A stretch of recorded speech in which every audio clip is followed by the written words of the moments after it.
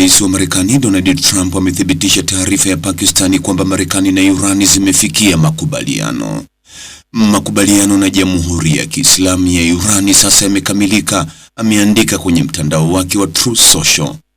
Nitatoa idhini kamili ya kufunguliwa bila vikwazo kwa mlango bahari wa Hormuzi, na wakati huo ninaidhinisha kuondolewa mara moja kwa mzingiro wa kijeshi wa majini wa Marekani, amesema Trump, na kuongeza kuwa meli za dunia, washeni injini zenu, mafuta yaanze kutiririka.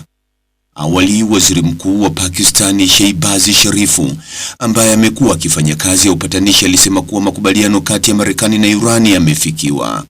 Baada ya mazungumzo ya kina, tunafurahi kutangaza kwamba makubaliano ya amani kati ya Marekani na Jamhuri ya Kiislamu ya Iran yamefikiwa, ameandika kwenye mtandao wa X. Pande zote mbili zimetangaza kusitishwa mara moja na kwa kudumu kwa operations za kijeshi katika maeneo yote, ikiwa ni pamoja na Lebanon. Ameongeza kuwa hafla rasmi ya kusainiwa kwa makubaliano hayo itafanyika tarehe 19 Juni nchini Switzerland. Maofisa wa Iran na Marekani bado hawajatoa maoni rasmi kuhusu tangazo hilo. Hii hapa ni taarifa kamili ya Waziri Mkuu wa Pakistani akielezea kufikiwa kwa makubaliano hayo. Baada ya mazungumzo ya kina, tunafurahi kutangaza kwamba makubaliano ya amani kati ya Marekani na Jamhuri ya Kiislamu ya Iran yamefikiwa. Pande zote mbili zimetangaza kusitishwa mara moja na kwa kudumu kwa operations za kijeshi katika maeneo yote, ikiwa ni pamoja na Lebanon. Hafla rasmi ya kusainiwa itafanyika Ijumaa tarehe 19 Juni nchini Uswisi. Tunapenda kuishukuru Marekani na Jamhuri ya Kiislamu ya Iran kwa kujitolea kwao kutafuta suluhisho la kidiplomasia kwa mzozo huu.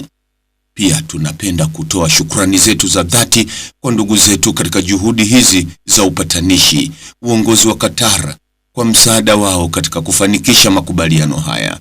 Ningependa pia kuushukuru kwa namna ya kipekee uongozi wa Saudi Arabia na Uturuki kwa mchango wao mkubwa katika suala hili. Sasa kwa kuwa makubaliano yamefikiwa, wapatanishi watawezesha mfululizo wa mikutano wiki hii.